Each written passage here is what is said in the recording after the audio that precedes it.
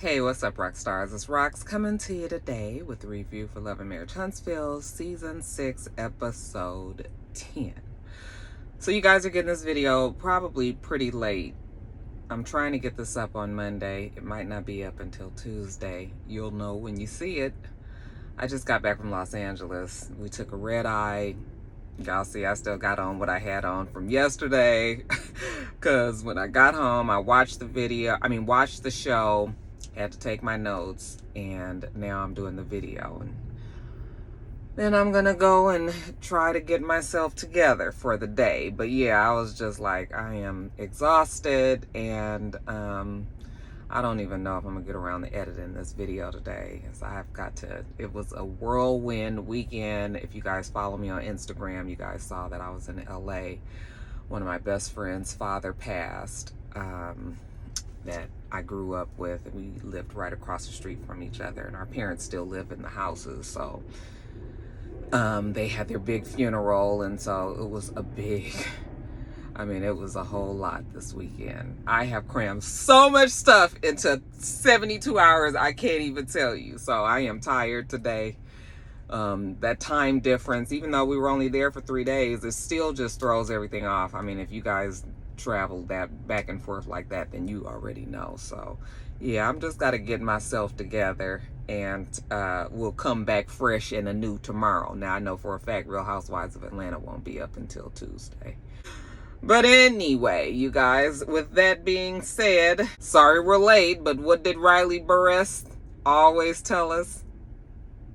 Better late than never is what they say. Let's get to the video, shall we? All right, you guys. So the show starts with Tiffany still having the issues that she was having last week. Remember when Lewis and the men came in from having their loud discussion outside? He saw that Tiffany was in distress. She was crying. She was shaky. She said that she was seeing stars, that the lights needed to go out, that something was wrong, okay? But maybe she'll be fine. She's just got to she's just got to relax a little bit. Well, of course, you're pregnant, and Tiffany is pregnant, like looking like she's going to be due soon. And ain't nobody just really listening to a crying pregnant woman all in distress saying that, she going to be fine. You don't know that you're going to be fine. So Stormy was like, I'm going to take charge. She goes and gets Kimmy. Kimmy is a nurse. Did she say she was a labor and delivery nurse? I can't remember. I kind of felt like maybe she mentioned that, but maybe I'm just being wrong. But at any rate, she's a nurse, so she knows what she's talking about. So she goes and she talks to her, and does her immediate bedside manner did come out. She asked the questions like, how are you feeling? And, basically, why can't we call the doctor? You're pregnant. I can't do anything for you here. Kimmy doesn't even have her blood pressure cuff because they're in Maurice's car. She said if she had her car, she had all that stuff, but she doesn't have it. So, the best thing to do is to call the ambulance. Well, Tiffany is saying, no. She don't want to call the ambulance. Just give her some time, right?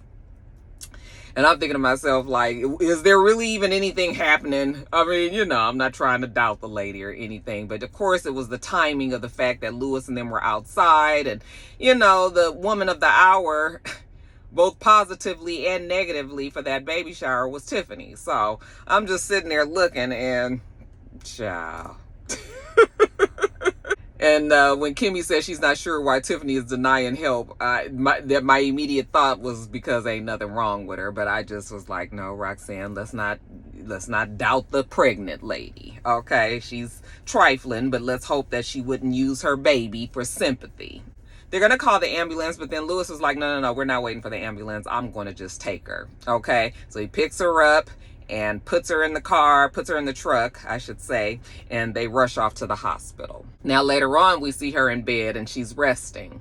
And her dear husband, Lewis, is catering to her. He wants to make sure that she's rehydrated and that, that she's not seeing stars anymore, that she doesn't have any problems. He was like, are you getting some rest? She's like, I'm always getting rest. I'm assuming the doctor has put her on like unofficial bed rest. Because when they put you on bed rest, they keep your ass because they know half of the people ain't gonna sit their ass and still at home anyway, you know. So what we found out, and this is just from Tiffany because we didn't see them at the hospital or anything, so you just take this as you want. But she says that she has low blood pressure, and that's the reason for the wooziness and the stars and all of that. So she has to be careful to make sure that she keeps her blood pressure right. And I guess Tiffany, because she's so busy, you know, she doesn't eat like she should. She doesn't drink like she should. So she's dehydrated. So yeah, we got this operation Get Tiffany Back Right. So anyway, she's on her laptop and he was just like, what are you doing? And she's like, I'm planning my, you know, this work trip. She has she's been asked to come speak, at this conference or something. And, he was like, I thought we already said, like, you need to slow down. We like just had this major scare. And she was like, well, this is my last work, you know, obligation. This is her last speech that she plans on giving, but she does plan on giving it. It's down in Washington, D.C., or up in Washington, D.C., I should say. And so he was like, I mean, you just obviously not gonna listen to nobody, but you know what? God knows best. That's exactly why he made your ass almost pass out at the shower the other day, because you just keep on wanting to go. She's like, oh, I pinky swear that this is going to be the last one. I guess that's some little cute little thing that her and Lewis does. Give a fuck about a pinky swear, okay? At this point, you have your baby and his baby in your stomach. That's the most important. So Lewis is just sort of like, I mean, you just gonna keep on until you for real get knocked down. And like I said, they might even admit her in the hospital if she don't know how to act. All of this might be a ruse, child. This girl probably might be fine, because I don't even trust Tiffany like that. So, you know, Lewis was telling her how this is very upsetting for you. Like, she's kind of just making it seem like, oh, you know, she just had a little, you know, she just didn't feel well at the shower. I mean, you had a whole full breakdown cry, you know, and he was like, that was upsetting. Like, I didn't know what to do. I'm not a doctor, you know, and I don't like to see my wife like that, you know, something's not right. Wasn't sure if, you know, if something gonna happen to you or the baby, you know. So he's just trying to tell her, like, you just need to chill. And well, you know, Tiffany is not going to chill. Pinky swear that she'll eat and she'll drink water. That's the best she can do. He tells her that she's at high risk. And, you know, she's just like, yeah, but she's still doing this damn, so I was like, fuck it, let the girl go. Okay, because what, a hard head make a what? A soft ass, right? Okay, go on out there and have another situation. And ain't nobody around to help you like you need to be helped. Okay? Bitch, ain't got nobody got time to be sitting here convincing Tiffany to take care of herself and her child. Shit. And so they get off of that. And she was like, well, we never talked about what happened outside of the shower. And he was just like, oh, yeah, well, you know. So Lewis still feels the same. He feels like Marceau shouldn't even have been in it. And yeah, Marceau shouldn't have been in it. Okay? They were at Black. And that's just kind of how they set up the scene. But it made Lewis feel like these men were attacking her when they weren't. But yes, I will agree that Marceau, he really did not need to be in that conversation. Okay, I kind of feel like they're harping on that because they know that people are going to, you know, they're going to have a problem with the fact that Marceau and Martell was confronting her. But really, the conversation that mattered was Martell and Tiffany. And so Lewis was just like, you know, Martell did have a point. Like, you know, people don't like you just asking questions and shit that you said to Sheree. You don't even know her. And she was just like, yeah, but she's an advocate for blended families. And, you know, she just wants to know how Mel feels about, you know, other people being around her kids. And he was like, but why? And she says, because, you know, that's her passion. That doesn't even make sense to me. Like, what, your passion is blended families. So what, you go around and you talk to people that have problems blending their family? Like, I don't know what Tiffany is talking about. Okay, she just wanted to be fucking nosy. He was like, yeah, but see, that rubs people the wrong way. You don't know them and you just asking all of these questions, you know. But she was like, yeah, but she wants to know, you know. He was like, well, let me just ask you a question. Has Mel ever called you and asked you for advice? And she was just like, okay. And he was just like, no, answer the question. Has Mel ever called you and asked you for advice? She says, no. And he says, okay. So that means that if she didn't ask for it, that usually means we didn't want it. So, Lewis was like, don't put me in no shit. Okay. What I can say that I admire about Lewis, first of all, I don't have a problem with Lewis. I mean, Lewis, I think, puts on sometimes, but it's only because of it's for the sake of his wife. She does get him pulled into some shit that, he seems like he might be cool enough to not even get involved in a lot of the stuff that Tiffany gets in. So, I mean, I guess if I was going to say anything, I think that it was cool that Lewis did have Tiffany's back, when he was talking to Martell and Marceau, but he still knew that his wife was tripping, and he did still come back and talk to her. Okay. She had already put him in the shit. Okay. And if he would have been anybody, like if that wasn't like a friend of his, Martell is a friend of his, Martell, I mean, I guess it could have went that way. If we was going to get the fisticuffing around there, we could have. But if you would have caught the right person on the right day, you could have got Lewis really in some shit, like he said. I told y'all last week, Tiffany is the type that's going to get her man fucked up. Okay. Because we got to be trying to protect our wife and all, but our wife is wrong. He responded, but he also knew that Tiffany was tripping, So Tiffany was just like, well, she's just leaving the whole thing alone because she doesn't have time for this type of stress in her life. And he was like, yeah, my point exactly. You are stressed. You causing your own stress. What are you talking about? At Tiffany, But I think Tiffany has earned her spot for next season. I think she'll still be around. I won't be on this show. But you know what? Somebody will be reviewing it. So, yeah, I think Tiffany will probably be around. Now, jumping over to Marceau and Letitia. So, they are... Marceau is at a groundbreaking for a new project that he has. You guys know that he hired that guy, Gino. And Gino's like a project manager, I assume. Or maybe he might actually be the hands-on general construction at the site, and maybe Marceau is going to take more of the project management part, okay, the actual business part of it instead of the actual doing part of it. Anyway, they both seem to be very happy with each other that, they're in these positions and that they're working together. Then Tisha comes, hey, babe! I should have worn some tennis shoes. She's all gussied up. We having a groundbreaking, so, you're in dirt, grass, and all that. Anyway, Letitia tells her, I love working with Bae like this because, I love when he support me. And okay, we finally got to season 6 where now Marceau can support Letitia. Marceau says that he wishes that him and Martell could be on the same page like how him and Gino does. Because when him and Martell worked together, they worked well together, but a lot of other drama added into the mix is the reason why they probably can't do it any longer. But he would have liked to be able to. And so while they're there at the groundbreaking, Maurice does show up too. He's supporting his brother as well. And, they've got their shovels, their hard hats. There's people out there taking pictures, their ribbon and whatever, and they're going to groundbreak. What was it for, though? It looked like it was in a commercial area, so I guess it was for a business. I don't know. I didn't hear what he said it was for. I feel like he said it, but I missed that, you guys. But anyway, Maurice is there, and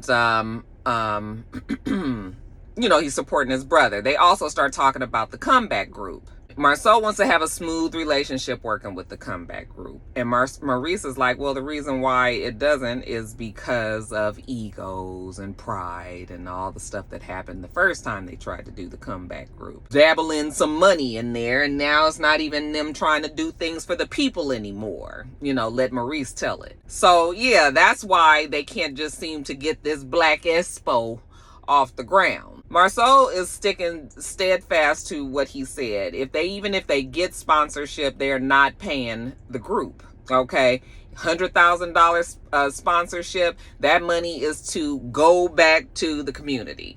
They said that so many times in this episode, and I just kept on thinking to myself, like, well, I'll get to it later, but it's gonna go back to the community. We don't know in which ways. That seems like such a hazy glossing over of the facts. Like when you say, I'm going to give back to the community and then I'm just supposed to leave it alone. So you get $100,000 and I'm supposed to trust that you're going to go and give all this $100,000 to the community. How do I know that you're not pocketing this? You said that you aren't, but I don't know that. Okay. So they can keep on saying it's for the future, being able to help the community, but I'm going to need way, way more specific. Like I need you to tell me exactly how you plan on using this $100,000. And I don't think that that's asking too much. Keisha was just like, it's not about the money anyway. We all have real successful businesses and it's because of the community. Okay. So now they just want to give back. Listen, giving back to the community is fine. You can charge and give back to the community, or you can do things free and give back to the community. It happens both ways. Okay. And so I don't think it's anything wrong with doing it either way. But what I do think the issue is that you saying that you want people to give their time and experience and give their whatever they have to say to these people, and then you guys keep the money. What? So then do I have a say on who the community is and where this money is going to? Do you understand what I'm saying? Like, it's the Black Expo, let Letitia tell it. And, I know it's their thing, but still, some of the reasons why these people are coming to this is because I'm there speaking. I'm there in general terms, not me personally, but you know what I'm talking about, right? So, yeah, then I need to also have some say in where this money is going. So let's get way deeper than what you guys are willing to tell us right now. Whatever. They're going to have another group meeting so that everybody can really say exactly how they feel. Because Letitia was like, I haven't heard anything back from anybody at the group since the last time that we all spoke. Okay. So this meeting that they're going to have, maybe we'll get some of them specifics that I was asking for. Now, this was a pretty interesting conversation to watch. So we see Melody go and speak with her divorce lawyer. His name is Caleb.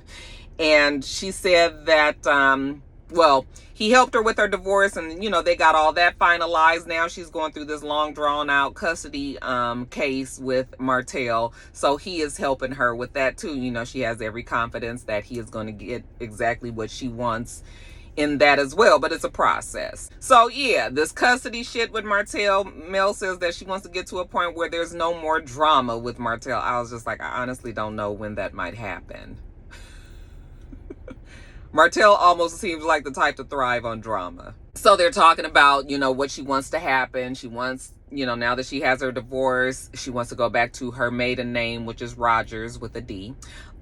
Because she wants to just phase Holt out altogether, out of her brand. I mean, she has a lot of stuff that's attached to Melody Holt, so she's going to have to go through, getting all that removed, going back to Rogers. She said right now she just uses Melody Cherie, and really she could just keep that. I think that's cute. Caleb tells her that it is going to be a little difficult, that name change thing, because she has so much stuff that is tied to that name. And she was just like, honey, don't sit up here and tell me that, Martell controlled everything that we did when we was married, and now the nigga might even try to control everything that we do now that we're divorced, even though Melody, honey, it's going to be a cold day in hell before she let Martell tell her what to do ever again. But Melody was like, this whole case has just been a mess. Like, she can't understand certain things that the court or Martell's lawyers have been asking for, that like the phone records. She was just like, why did they need to have my phone records? That's pretty invasive. And then somebody had the nerve and the complete gall to ask for her passwords to her social media. I have never heard of that. And why would they think that that's okay? And of course the judge didn't order her to pass over her passwords. The lawyer told her that he's never seen a judge ever order anybody to pass over their passwords. Okay, that is an extreme violation of your privacy. And you're not going to let people take over your social media. I mean, absolutely, especially people with businesses and all that. No way. So yeah, he was just like, yeah, there's a lot of stuff, whether or not you've hooked up with anybody intimately, since the divorce. And she was just like, why does that even matter? And he says, well, it doesn't matter, but these cases seem to get very invasive. So Caleb is the man for the job. Melody said that he's done everything that he's asked her to do so far. She does thank him for getting the pop-up. So apparently Martell was good for popping up out the blue, either at her house or wherever she was, and causing issue. And he put a stop to that. So Martell hasn't been doing that anymore. So thank you, God, for that. Now they just got to wait until they can get over this next hurdle. And I guess a lot of that is going to depend on whether or not Martell gets some act right in his life. But do you see Martell ever getting any act right in his life? Yeah, me either. Speaking of Martell, Martell is meeting with world-renowned fashion designer Miguel somebody from Atlanta. And Miguel makes custom suits. I guess he is also the person that Martell buys his custom suits from. So why not partner up with this person? I mean, you got the know-how, I got the name. Martell says, this is a perfect little mix here. We're used to seeing Martell. He looks very good in his suits, so yeah, this is going to be his next venture. And then, they first sit down, they talk small talk. Hey, you been going to the gym? Not Martell. Oh no, man, I need to get back in there. He hasn't been in a few weeks and all that. But then when they get to business, Miguel wants to know what's Martell's motivation. And like I said, Martell, suits is his thing. I mean, we go through a whole montage of all the suits that we've seen Martell wear. And, he likes looking good. He's always been into that whole thing. So it just kind of makes sense to him. And Miguel was like, yeah, well, that's the reason why I also got into suit making, suit tailoring and the such, because he also has a passion for men's suits, menswear, and he didn't like the fact that when women got married, the bride, it was a whole hoopla. She gets to buy this beautiful dress and all this, and then the men just show up in a rented tux. He was just like, it's gotta be better than that. You can just, the men should look just as good as the bride. So this is why this is going to work out well. Now, what was you thinking about the suits? And, he was just like, I like a more tailored look. I don't like that oversized look. He's thinking maybe about $600-700 suits. And Miguel agrees. Yes, $700, that's a good price. He was like, at least 50% of men will be willing to pay $700 for your suit, so that's a good starting point. Okay. Do you have any idea about the design, what you want it to look like? And Martell wasn't quite sure. I guess this is where Miguel would come in. So Miguel shows him just some little things that he designed on the computer, of what he was thinking, double-breasted, because still double-breasted is that classic traditional look. It means a man with power, a man that knows his business, a man that's about to make a difference. We're gonna slap some gold buttons on there, and you can never lose with that. And Martell agrees. So looks like his first line of stuff might be double-breasted suits. Once they realize they're on the same page, they do like a gentleman's handshake, that seals the deal right there. Miguel is going to get some stuff made up, a few samples, let Martell see them. If Martell likes those, then, they'll go into production, and, this show will be on the road. And Martell is like, it's going to be an amazing venture. I'm a single dad of 5, so I've got to make sure that I can take care of my kids. And Miguel tells him that there is this big something that's going on in Washington, D.C., and they're going to be showcasing the suits and all, so he wants Martell to come there. Like, this just makes sense. You come there, we talk about the suits and the production, blah, blah, blah, blah, and yeah, that's going to work. Martell's like, oh yeah, I definitely will be there. So yeah, this is exactly what Martell wanted. He's glad that he's picked Miguel to help him with this venture. Martell is about to blow up. He thanks them for their help. Now, let's jump on over to this comeback group. I'm sorry, the Black Espo group meeting together. First we have Kimmy there. Okay, Kimmy is there on time. Kimmy's always the one that's there first and on time. And shortly after she gets there, Mel gets there. I don't understand why they are trying to force this comeback group. I mean, I do understand that they have a show to record. Okay. Anytime shit don't really make sense to me, I just be like, well, they have a show to record, Roxanne. So it ain't always gonna make sense, but it does make for better TV. So, I mean, I guess that's why we doing this. They're like, neither Tisha or Marceau has said anything else about anything with this Black Expo since the last meeting. So, you know what? We really need clarification today. Mel asked her, well, you know what? What are your plans, Kimmy? Are you going to speak? Are you going to have a booth? You know, are you going to be a vendor? You know, just supporting finance? Like, what you planning on doing? Kimmy was just like, she don't really know. Okay, because to her, this just feels just like the comeback group, which was what her and Maurice came up with, you know, back in season 1 and all. So she was just like, I don't even really, to me, they're repackaging the comeback group, but they're trying to move it over to being a Black event, BLAQUE, not Black Expo, Black as in their brand name also attached to this Expo.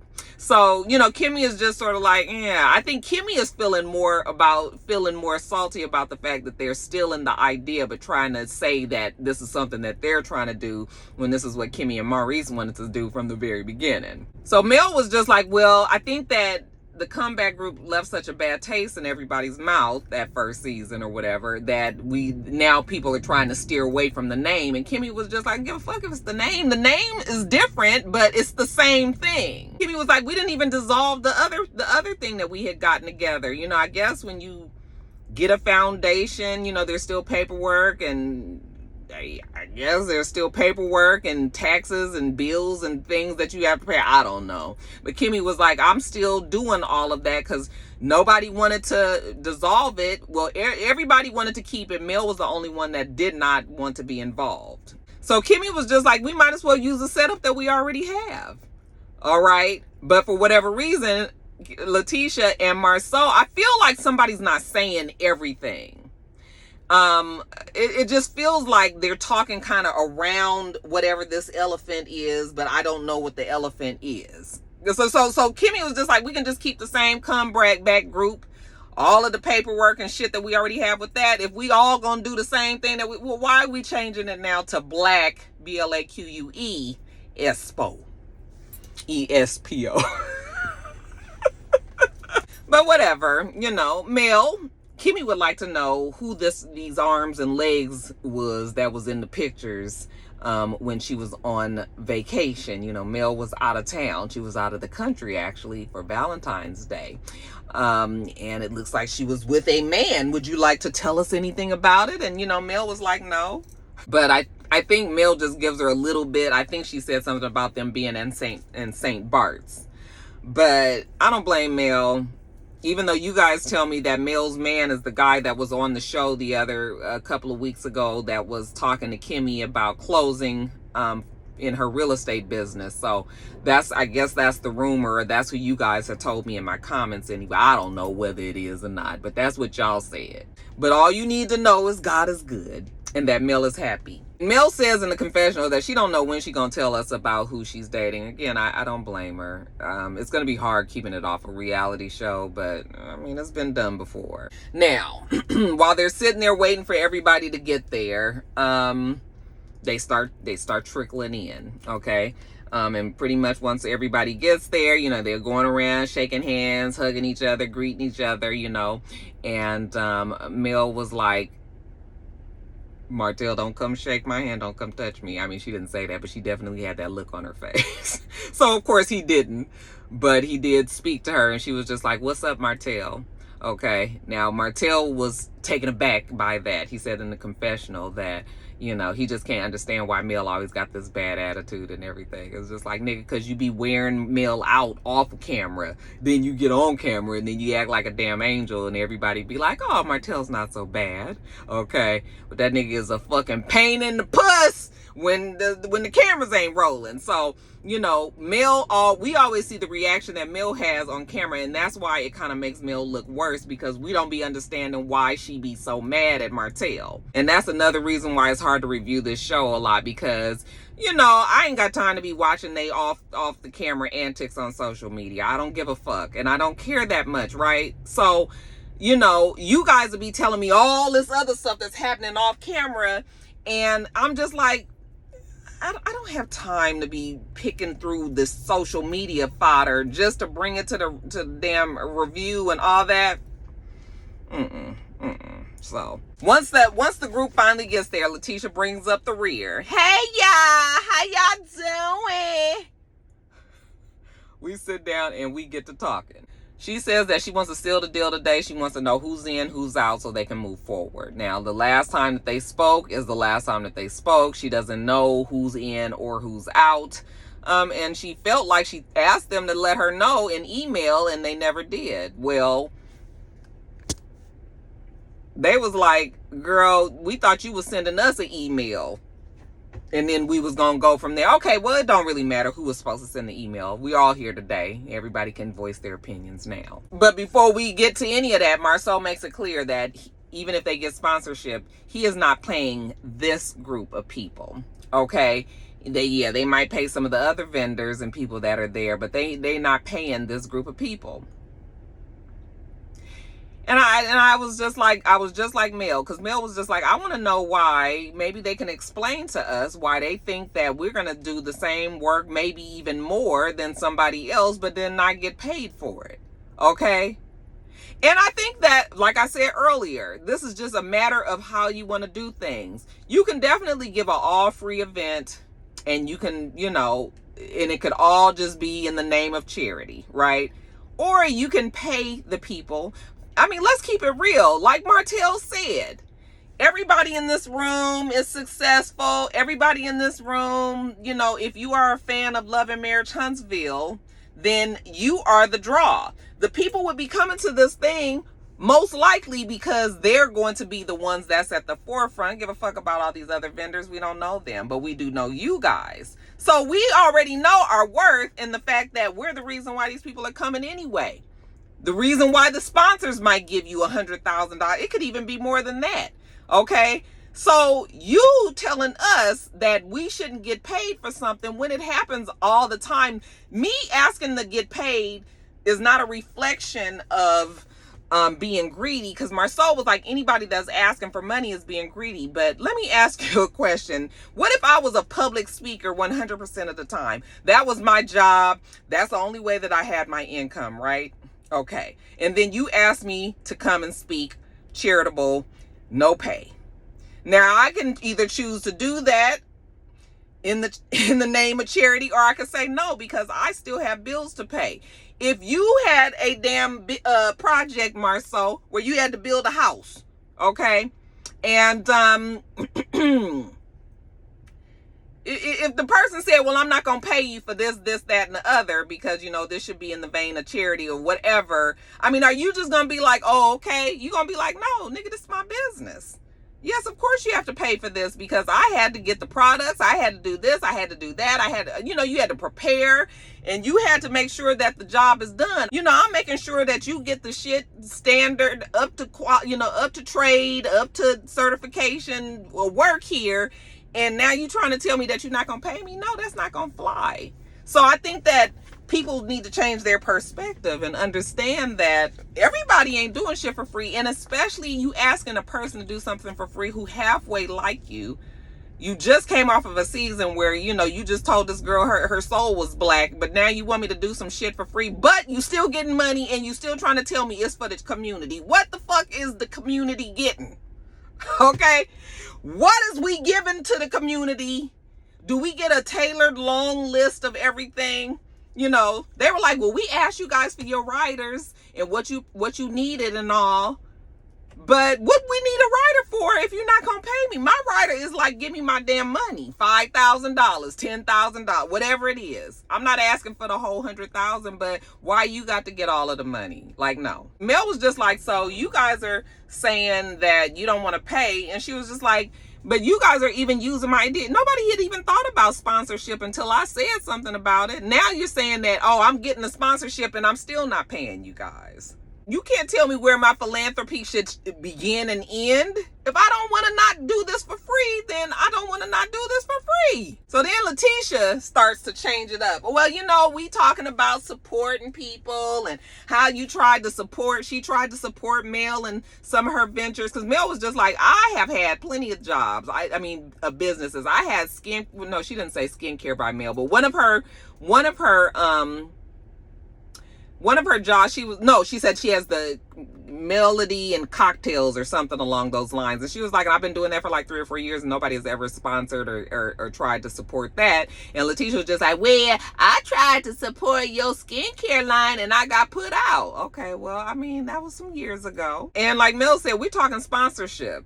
Okay, we ain't talking about, you know, an event that I was having for her line. Like, sponsorship means that there is a dollar amount on the table and where's it going. So Letitia was just like, well, you know, she's not gonna get into no big back and forth with anybody today. They gonna get the sponsorship, and so they're gonna use the funds in a different way. I'm gonna tell you what, if I would have been at that table, I would have just been like, well, that's fine, that's perfectly fine. I wish you guys success in what you're trying to do for the community and everything, but I'm out. And I think that Mel always does that, because she even did that the first time, the first comeback group. You know, she was just like, I'm not doing this. And everybody still tried to force Mel to keep doing it. Okay? And it feels the same way today, because we going back and forth haggling over this situation. Money for Mel and Martell, but for Kimmy and Maurice is just the fact that you guys are trying to take our idea and then turn it into something else, and now saying that it's Marceau and Letitia's thing. Okay, Kimmy was like, it's not about the money for me. It's more about the fact that you guys are trying to steal what me and Maurice created. Black Espo is just the comeback group with a new bow on the top. If I was Mel, if I was Martell, I would definitely be like, no, we're not doing it.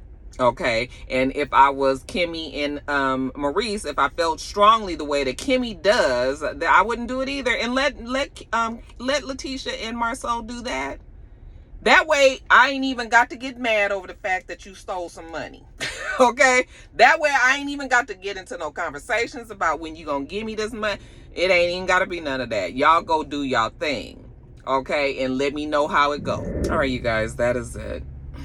Get off of here. I'll get this edited, and I think I'm going to try to get this up. Make sure that you thumbs up the video, comment, and subscribe to this channel. I'm itsrox. The channel is itsrox. Everything else I do will be in the bottom bar. All right. So I hope that you have a wonderful, wonderful rest of your day, and I plan on doing the same. Till next time, rock stars. Bye.